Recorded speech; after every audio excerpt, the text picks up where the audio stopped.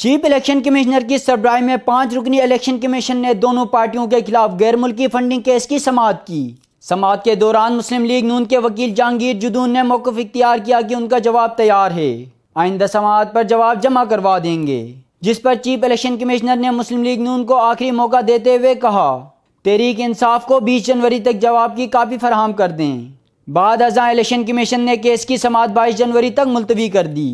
Peoples party के खिलाफ गैर मुल्की फंडिंग केस में लतीफ़ खोसा ने जवाब जमा कराया और मौक़िफ़ इख्तियार किया कि उनकी पार्टी पर गैर मुल्की फंडिंग के इल्ज़ामात गलत, बेबुनियाद और बदनीयती पर मुश्तमिल हैं।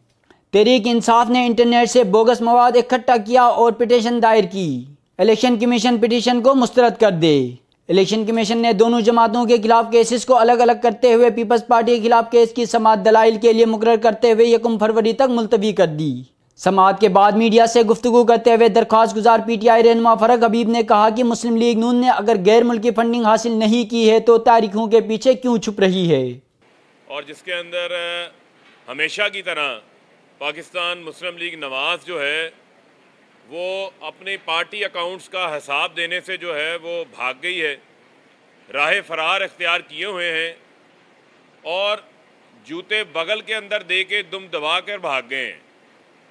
और मुझे तो लगता है कि कतर से कोई लेटर जो है वो तैयार करवाया जा रहा है, जवाब जो है वो कतर से बाइंड होने गया है।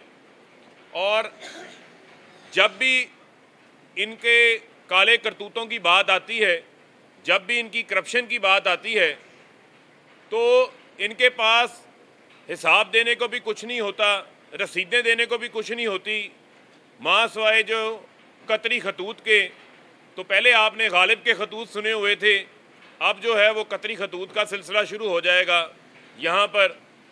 और मैं इनसे ये सवाल पूछता हूँ कि क्या ये इनकी पॉलिटिकल पार्टी है या ये पॉलिटिकल पार्टीज के जरिए इन्होंने कारोबार शुरू किया हुआ है।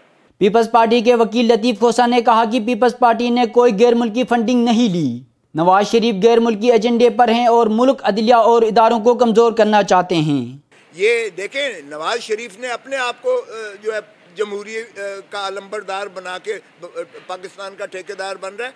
ये ना जमहूरियत जानता है, ना इसके जमहूरी रवैये हैं, ना ये जमहूरी तरीके से कभी इक़्तिदार में आया है।